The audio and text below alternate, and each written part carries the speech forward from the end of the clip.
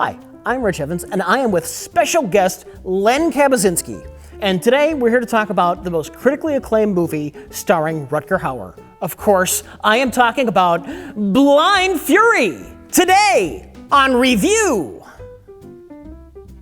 What?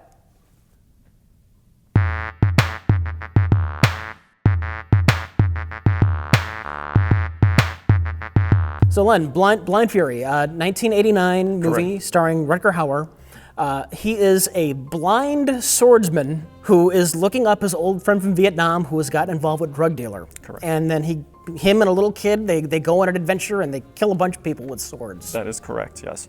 Rutger Hauer playing, obviously he was in movies like Split Second. If anybody's seen that, Split Second I really, really enjoy. This is like the midpoint of the Rutger Hauer like downward spiral. He started with Blade Runner, and then you go to Hitchhiker, Lady Hog, Blind Fury, Split Second, Omega Doom.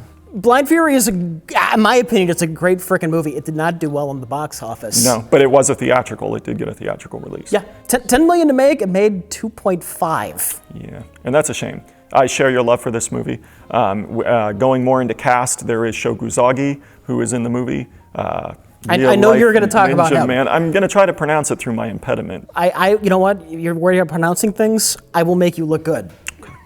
All right. And then Meg Foster is in Meg this. Foster. And shockingly, she is not playing a blind person No. in a movie called Blind Fury. Also known as Evil Lynn. Evil Lynn, yeah, sure. They Live. She's in They Live. She's a villain Oh, in yeah, that I movie. forgot she was in that. She's a villain in that, which normally she's a protagonist usually.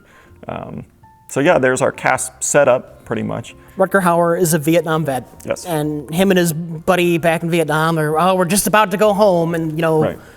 you know how that always ends up going. Right, and that's a good point. Is he's blinded in Vietnam. Rutger Hauer was, Terry Quinn was his Vietnam buddy, and something happens, and I think he chickens out or something like that. Terry O'Quinn runs or something.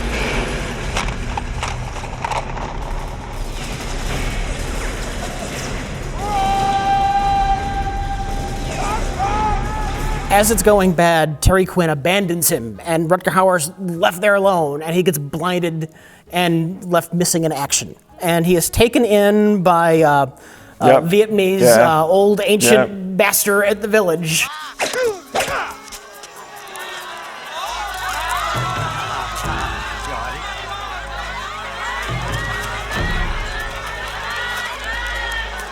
In the classic training montage type stuff. And it's a fun little montage. Oh, it's awesome. Yeah, where, it's super good, yeah. They're throwing like a melon at his head. And in the early scenes, when he's not good with the sword, it's like hitting him in the head. Yeah, the training montage is awesome in the movie, for sure. And then 20 years later, Rutger Hauer has learned to be a badass. He's learned to navigate the world as a blind man. He still kind of looked like Rutger Hauer back in Vietnam. They didn't have a time machine. Right. So Rutger Hauer, he gets back from Vietnam, and he's going to track down Terry O'Quinn, who was on Star Trek: The Next Generation. And he wants to make amends for what happened in Vietnam. But when he tracks him down, he finds his wife and kid, but he's separated. He's somewhere else. And suddenly, gang members burst in.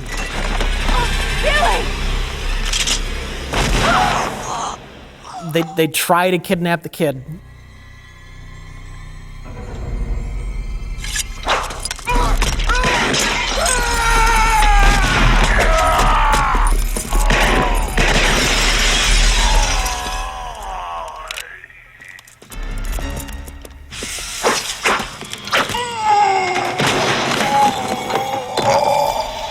And we're introduced to, Randall Tex Cobb, who is the perfect counterpoint to a guy with a sword. He's just a fat guy with a gun. He even says, "That's not bad for a blind man.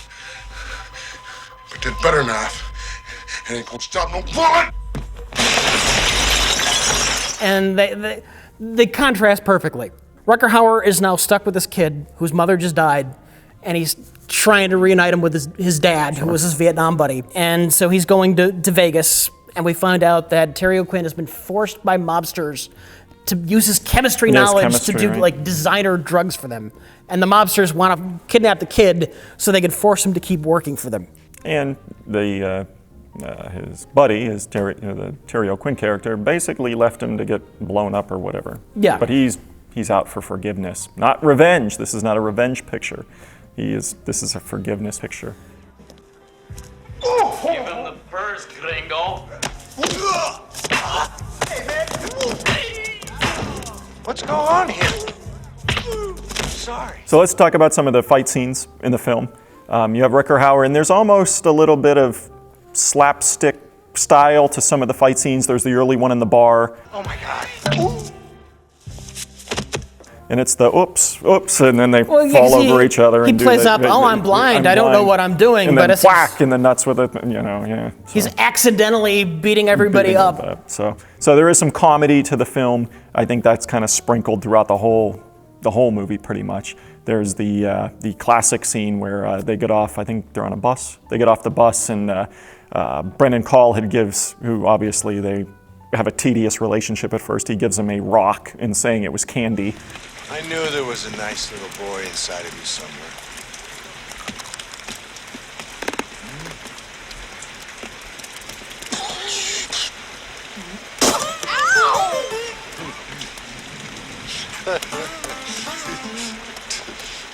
Don't be a dick when you're around blind people.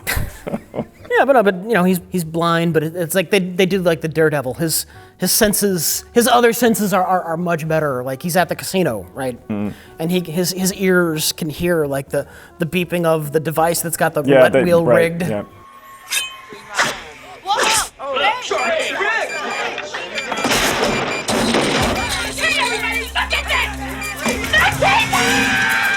Yeah, I think some of the things that separates it from other blind swordsman type stuff is definitely the way they play out the comedy and stuff and the choreography in the movie.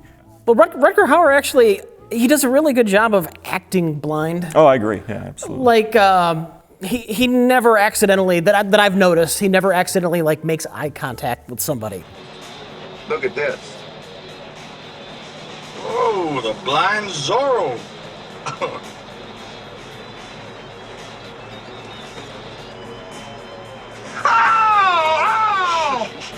Colorful henchmen is something that always stuck out to me about this movie. Well, it would have been really easy just to have like an army of just guys in suits who were generic and didn't say anything. Right. But they give characterization just a little bit to like henchmen who die in like one or two scenes. Like there's the cornfield fight. They're running through the corn, and one of the henchmen just is a hillbilly that's eating popcorn with like a shotgun on his shoulder.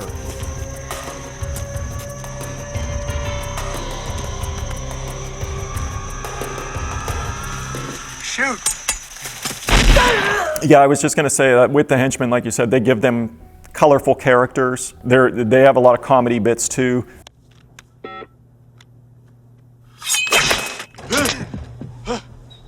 Damn! Shit, fuck! How do you feel about the blind cart chase? You're going into left lane, look out!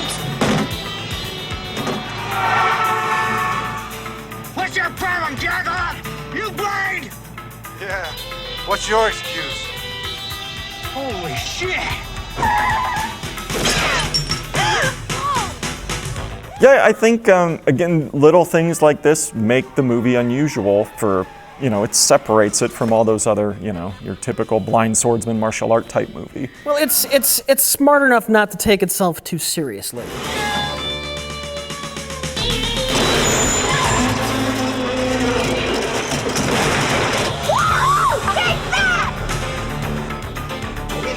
Well, without becoming a complete joke, this movie has fun with the premise. Like, yeah, I know our hero's blind. We'll have, we're gonna have a car chase. Don't take it too seriously. They treat it, he plays it cool.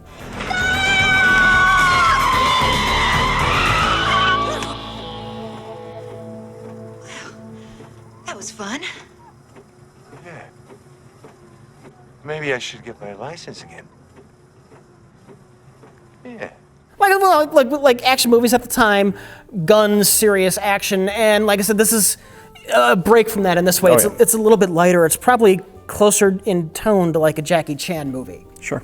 Yeah, I would agree with that. Yeah. And you have guys that I don't believe he has a fight scene, but certainly could fight, is Randall Tex Cobb. I don't think he has a fight scene in that movie. I know Not he's like one of fisticuffs, no. Right. And normally he would. He can obviously, I mean, he's a real life, legit fighter. But so he doesn't fight in it. You've got Sho that shows up at the end basically to fight him around a hot tub or something? He fights him around some kind of thing at the end of the movie.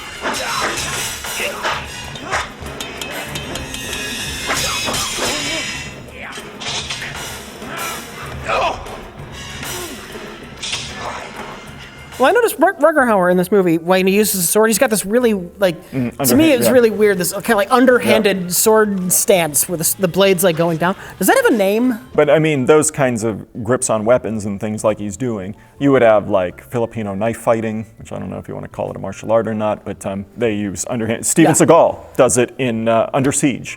Okay. He uses the knives and he's going around with Tommy Lee Jones right at the end of the movie. He's using underhand grip on his knives as he's slicing up Tommy Lee Jones at the end of Under Siege. It's weird ass, I guess they go to his mansion, the drug dealer's mansion. Correct. Well, it's on a ski lift or something. It makes very little sense because it's on the top, like you take a ski lift to get there and then there's like a rock concert stage and there's also like a hot tub room in the other area. Yeah, he's like the doctor in Aqua Teen Hunger Force. He's just some weird dude that lives up in a castle on a mountain somewhere. What has science done? But then they get ambushed and his old friend Terry O'Quinn, he abandons Rutger Hauer again. ... again. Frank! Again, and then Rutger Hauer, he wanders out. It's like, for the blind man, it's like the worst situation possible. He's like tripping over like music equipment. Right, I was going to say, it goes onto the dance. And then there's like a microphone there and it's making all this noise and he's fucked. And you think his friend abandoned him again, but then he didn't abandon him. He ran to yank the lights out. And made them blind. It made everyone else blind. Yeah. And now you're playing in Rutger Hauer's world, bitch.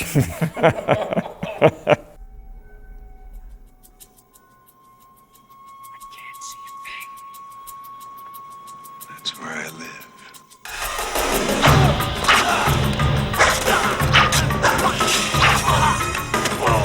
It's a fun scene, but it's supposed to be pitch black, and you can clearly see everything that's going on. Mm-hmm. You'd think it'd be that scene where the picture goes black and just your sound effects.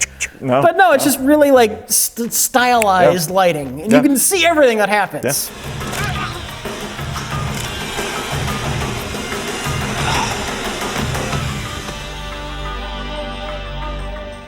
I'm trying to figure out why this movie failed, because I'm in love with this movie. It's actually one of my favorite action films. This is interesting then to say why it would fail. We could analyze this and pick this apart a little bit. It came out in March of '89, and the summer of '89 was insane. You had Batman and Lethal Weapon 2 and Ghostbusters 2, the Last Crusade.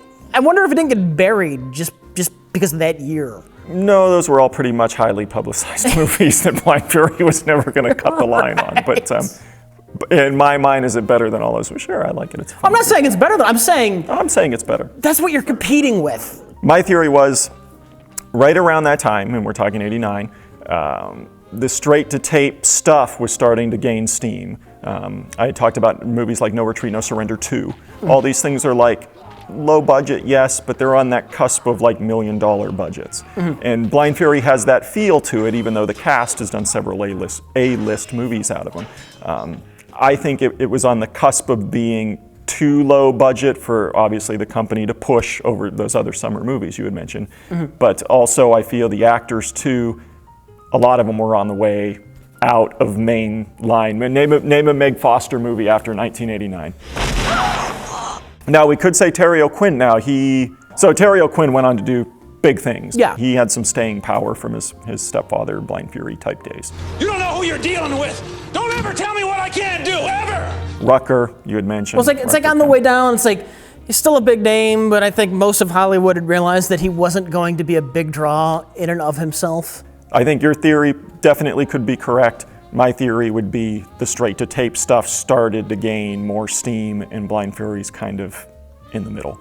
Well, like for the time, for an American-made action movie, it's a very different. Like the period with the 80s, it was big muscles, big guns. Sure. Yeah. Schwarzenegger, Stallone. But let's say this about Blind Fury, though. It is a martial arts movie. Yes. I mean, the public wasn't probably ready to accept Rutger Hauer as this martial artist when you had Van Damme and Seagal and, Chuck Norris was still, doing theatrical releases then. And, Rutger Hauer's not the first name you think of probably in martial arts, but big guns were a thing, and like Blind Fury, very much he's like a blind swordsman. Oh, it's a great character. I love his character in the movie. And one of the things I like about the character too is his interactions with Brandon Call, who plays the son of Terry O'Quinn in the movie. I think it's good. It has that 80s TV feel to the relationship, I think. But yeah, and then you get into some of the violence of the film, and then it's not a TV movie. You can talk about like Rutger Hauer not being a martial arts guy, but then again, try and picture Van Damme doing the emotional scenes with the kid, and you're trying to figure out what he's saying. It wouldn't happen. Yeah, I'm sorry your mom is dead. Try not to cry too much, something like that. So, but Van Damme couldn't pull that off. Yeah, I think Rutger Hauer's a good choice in the movie. I think he's awesome in it. But yeah, in terms of why it failed and things like that, people back then, they didn't want a Rutger Hauer martial art movie. I mean, it's not 100% like it's not like a 100% kung fu movie either, because he's a guy with a sword, but it's not like everybody is fighting with martial arts. It's like one guy with a sword versus a bunch of people with guns. It's almost like a hybrid, like Bruce Lee movie versus mixed with a Schwarzenegger running around with guns thing. It's part martial arts and part gun violence. Like I said about the choreography in this movie, is that they treat it, there's slapstick elements to this. And you don't see that in a lot of these style pictures. Fuck off!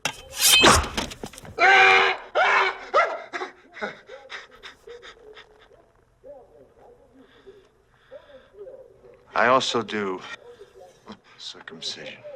I mean, I can definitely see stuff like, it's more comedic, obviously, and not the dramatic stuff of Kung Fu with David Carradine. But I can see some parallels to the character there between David Carradine's and Rutger's in this movie. They're the wandering. Obviously now in an urban setting for Rutger. So. Well, it's actually directly based off of a series of Japanese films. There's a character in Japanese cinema, Zatoichi, I believe his name is, who's just like a blind swordsman, but he wanders around feudal Japan, not Las Vegas circa 1989. But yeah, I think people should watch the movie. I think it's a great movie that got just passed over and, like you said, buried around Batman and all those other movies that were coming out at that time. So, well, I mean, it's a shame it didn't go over. You compare it to the stuff Steven Seagal was doing at the time.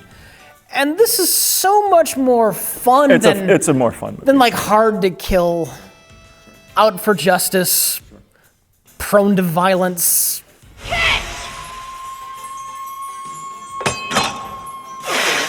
George Lucas blatantly rips off the ending of this movie because Randall Tex Cobb dies exactly the same way that Darth Maul did.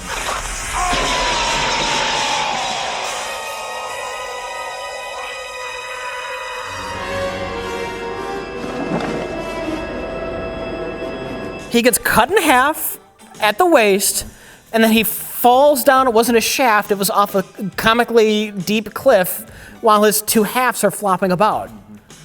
George Lucas is ripping off Blind Fury, a movie that made $2.5 million in 1989. So out of that 2.5 million that watched it, George bought a ticket. And he saw it, and he said, you know what? This is fucking awesome. I don't think you're going to sell this movie to people by claiming that it's responsible for the Phantom Menace.